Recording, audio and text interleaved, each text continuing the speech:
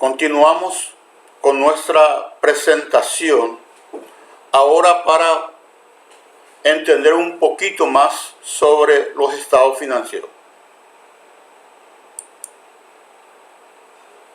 Y aquí vamos a profundizar en la separación de caja y ganancia. Vamos a dar un caso, ¿verdad? Vamos a ver un caso de cómo separamos caja y ganancia. Tenemos el primer caso. Se compra una Corsa por 8.000, pagando 50% en el acto, o sea, 4.000, y el restante en 30 días. Y vendimos por 10.000, recibiendo 1.000 como entrada y el resto en 60 días. En este caso vendimos por 10.000, ¿verdad? Y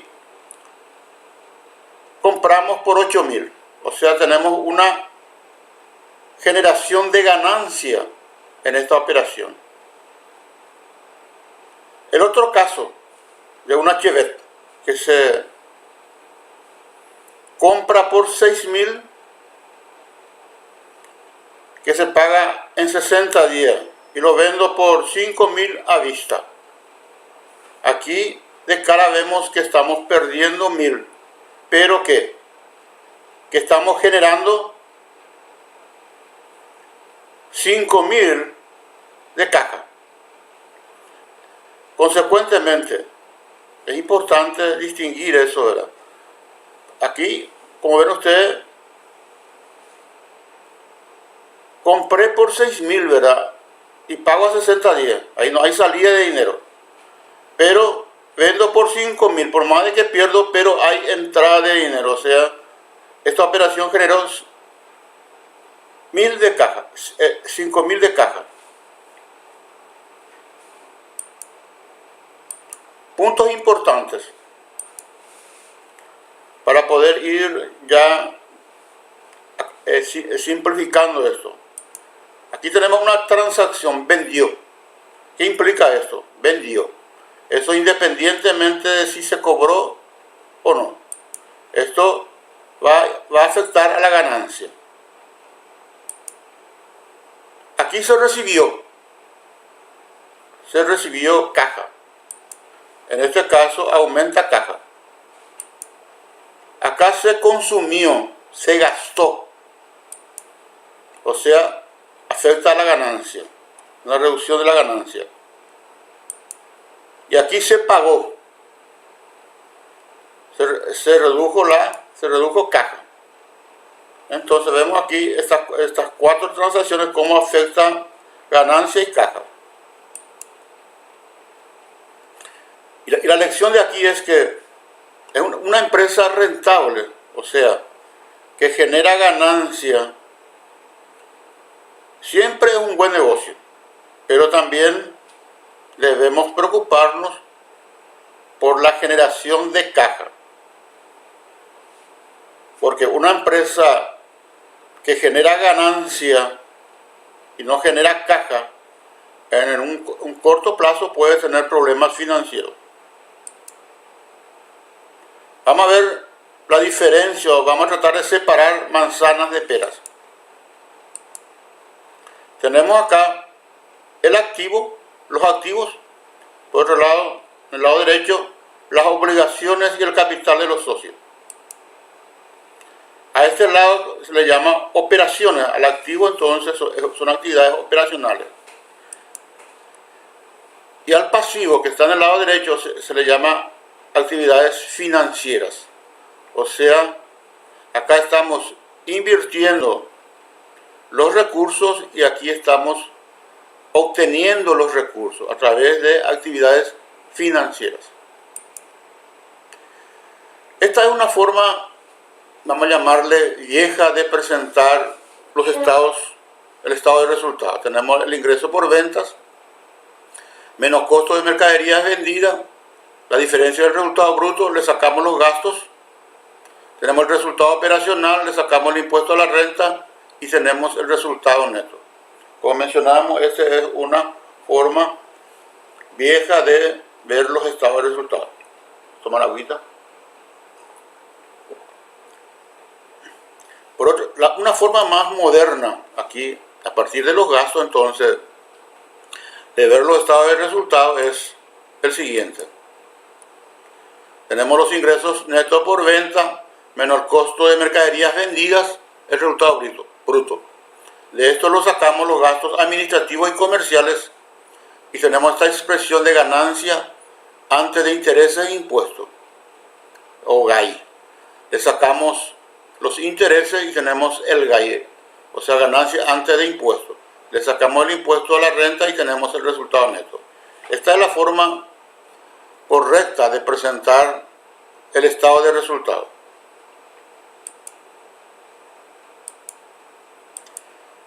Consecuentemente, como vemos acá, los activos se relaciona directamente con el GAI. Aquí estamos viendo los ingresos por venta y los gastos. Se relacionan directamente con el GAI. Por otro lado, esto se llama operacional. Por otro lado tenemos las actividades financieras. Ahí tenemos, ¿cómo dividimos? Primeramente tenemos los intereses pagados por los préstamos. Tenemos el impuesto a la renta y por otro lado tenemos la ganancia neta.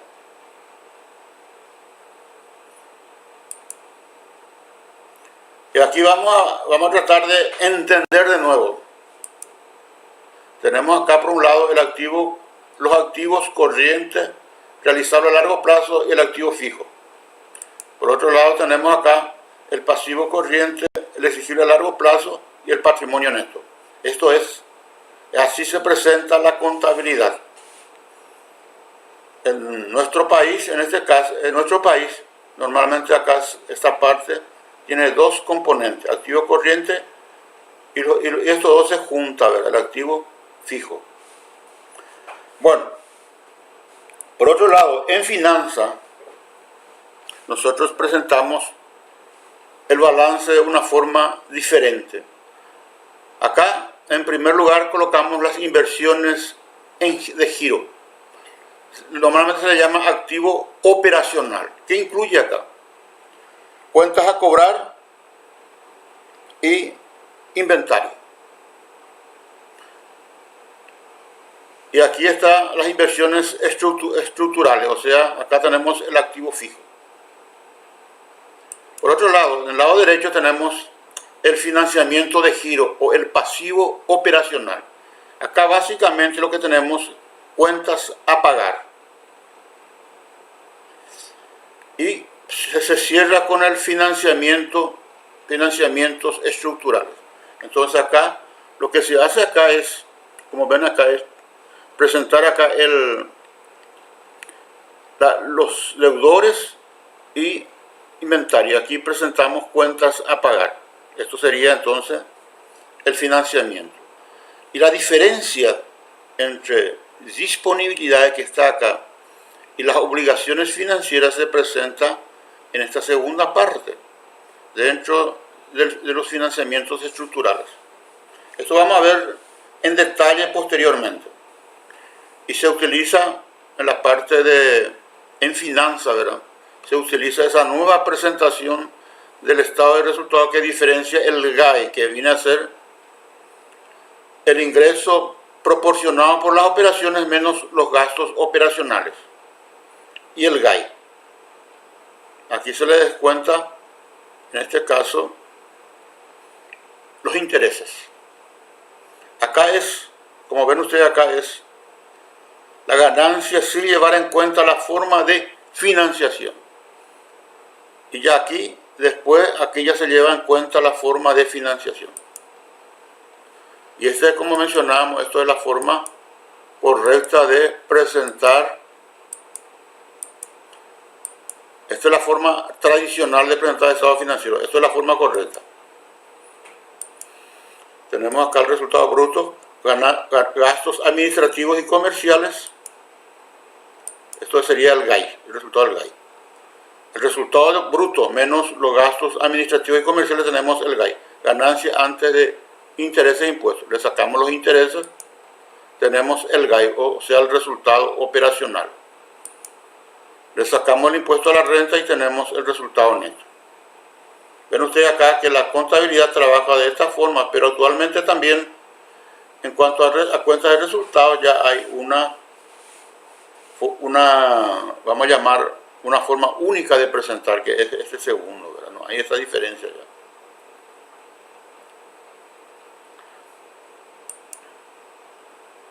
Bueno, vamos a ver lo que pasa con nuestro amigo Pedro.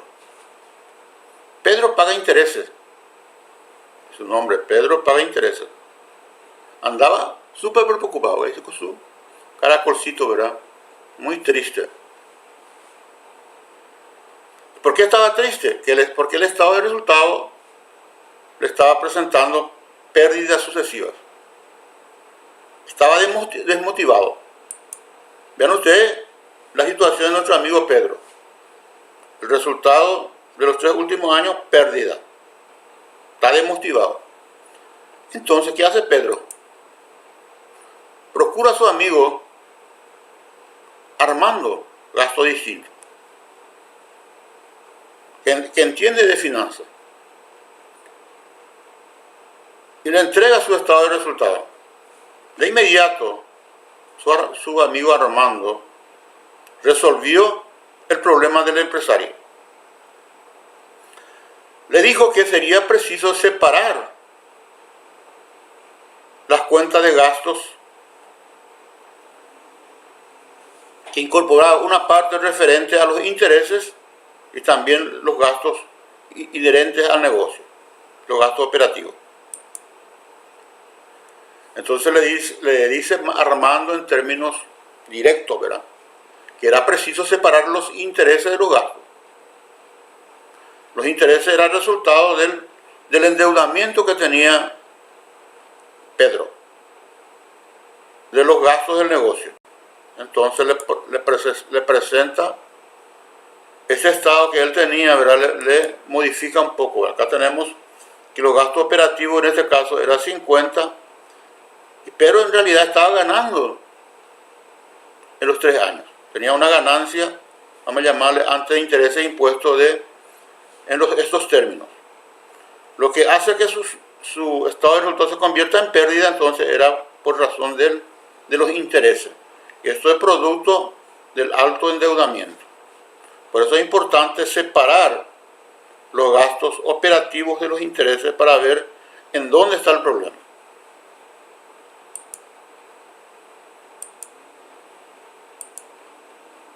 Bueno, vamos a ir viendo de nuevo el balance en finanzas. Vemos acá que nosotros le llamamos inversiones de giro, o más fácilmente le podemos llamar activo operacional. Y lo que está abajo, el activo fijo, le llamamos inversiones estructurales. Por otro lado,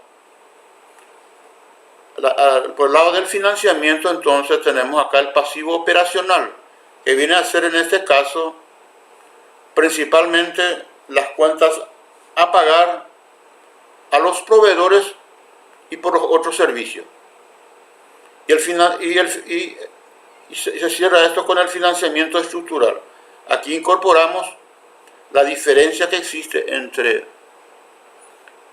dinero en caja y deuda con el banco, con los bancos.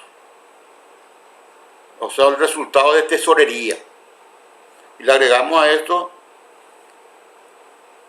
las deudas de largo plazo y el capital propio. Por eso se llama financiamientos estructurales, o sea, de largo plazo. Hay una parte, en realidad, que es producto de la diferencia del dinero en caja que está en el activo y las deudas con el banco de corto plazo.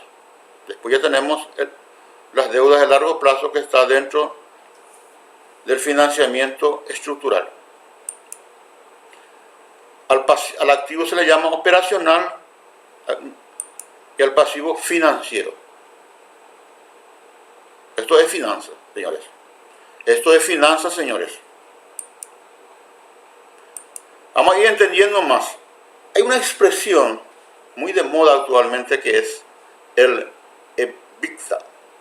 Lo han escuchado por ahí. ¿Y qué significa EBITDA? Tenemos por un lado la A, que se refiere a amortización, la E, que es earning, que en este caso es ganancia, la B, que es before, antes, la I, intereses, la T, las tasas, o sea, el impuesto, y la D, depreciación. Depreciación y amortización. Esto es la traducción. En español, entonces, tenemos la GAIDA, o sea, ganancia antes de los intereses, impuesto a la renta, depreciación y amortización. Esto es, en finanza, una generación, vamos a llamarle simplificada de caja, o una generación operacional de caja. Y le gusta mucho, este EBITDA es utilizado bastante por los banqueros, ¿verdad? Porque es una aproximación de caja, es casi caja, ya que acá llevamos en cuenta los ingresos, vamos a llamarle, y los gastos que representan desembolsos reales. Y lo que no son desembolsos reales, entonces se saca, ¿verdad? Y esto es muy utilizado por las entidades financieras. En otras palabras, es el flujo de caja operacional. O sea, hay que ir investigando, porque esto se utiliza en el país, ¿verdad? Casi todos los bancos están utilizando esta expresión de EBITDA. ¿Y qué significa? Vamos a ir viendo bien acá, ¿verdad? Acá tenemos la ganancia, que es producto de la contabilidad, y caja, que es producto de finanzas. Y en el medio tenemos el EBITDA, que no es ni contable ni es finanza, pero es una información muy importante utilizada por las entidades financieras y también por los empresarios para hacer una aproximación de caja, ya que calcular caja es complicado, ¿verdad? Ya calcular caja significa, si vamos a calcular en forma precisa, tenemos que considerar lo que se recibió y lo que se pagó en un determinado periodo. Y eso no es fácil. Aquí es más fácil a través de los estados, a través del estado de resultados, entonces hacer una aproximación a caja, que es el EBITDA. Para pensar un poco, obtener ganancias es buena. Eso es, en finanzas se trabaja con caja, generación de caja. Más, generar caja es mejor. O sea, obtener ganancia es buena en contabilidad. Los ingresos y los gastos, menos los gastos. Más generar caja, o sea, lo que cobramos y lo que pagamos es mucho mejor. Acá tenemos el estado de resultados de Confar.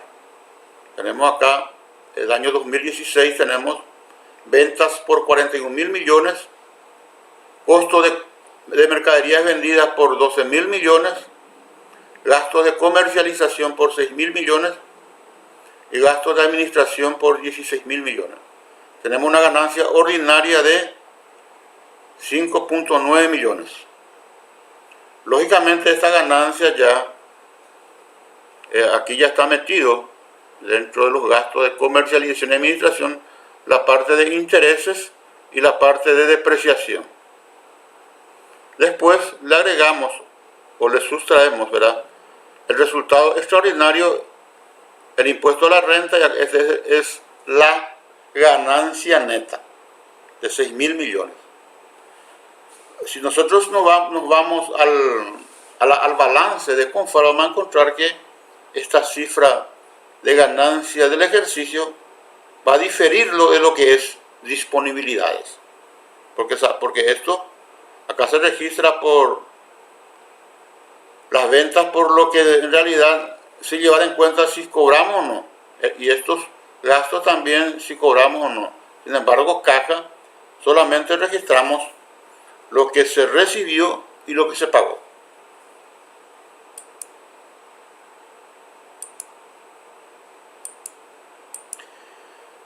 Entonces, para ir concluyendo acá, contabilidad viene a ser ingresos menos gastos. Esa es la ganancia, o sea, este ingreso, vamos a llamarle devengados, o sea, lo que la empresa tiene derecho a recibir. Y los gastos también devengados, o sea, esa es la ganancia. Por otro lado tenemos finanzas, entrada y salida de caja. Consecuentemente, caja representa, de hecho, el movimiento de dinero en el tiempo. Este es caja.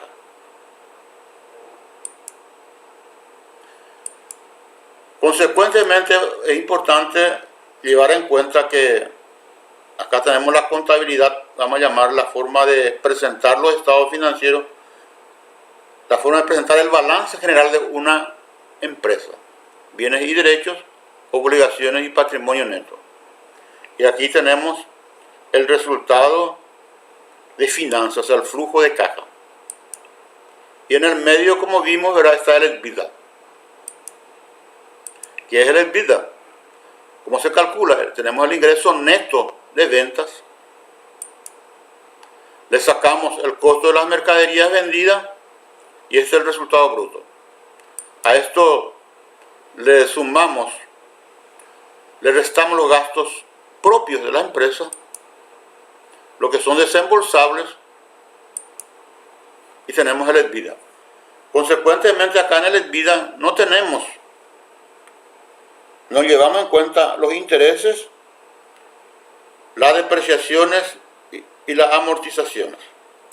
O sea, en el EBITDA no se lleva en cuenta los intereses, depreciaciones y el impuesto a la renta.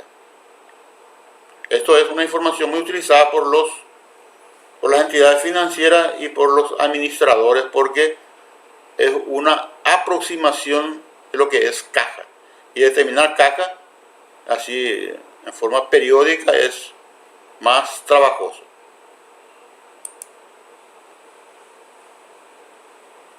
Consecuentemente, el EBITDA representa cuánto la empresa genera de recursos apenas en sus actividades, sin llevar en consideración los efectos financieros y de impuestos.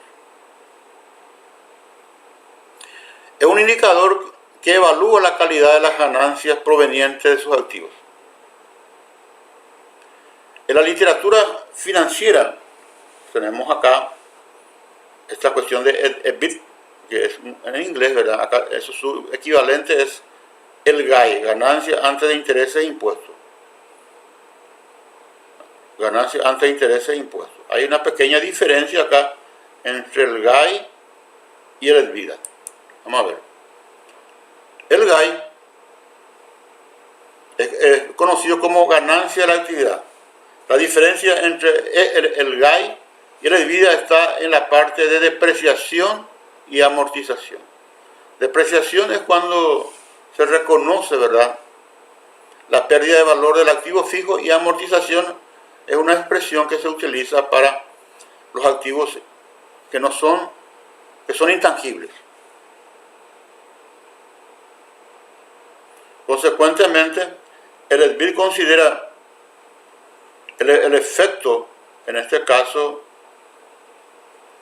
de los intereses, sin embargo, el EBITDA no considera.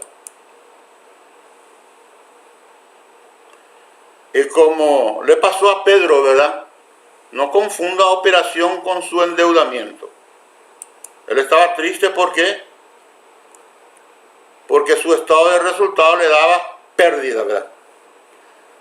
Y ahí, con una persona que entendía de finanzas, le separó la cuenta de gastos en dos componentes.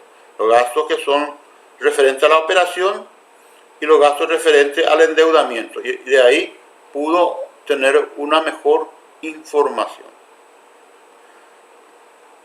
De ahí que lo que vimos ahora, ¿verdad?, hay una diferencia entre la ganancia contable y el resultado de caja. Y en el medio vimos que está el EBITDA, que es una forma de presentar caja de una forma simplificada, pero no es exacto, es una aproximación. Pero se puede utilizarlo, ¿verdad?, en la práctica, principalmente en las entidades financieras que evalúan, en este caso, las entidades financieras, al dar un crédito, evalúan si la empresa genera flujo de caja para pagar las deudas. Entonces, utiliza bastante el EBITDA para ese fin. Una aproximación. Bueno, con esto, señores, completamos esta clase. En la próxima vamos a ir entrando, vamos a entrar ya al análisis de los estados financieros. Gracias, señores.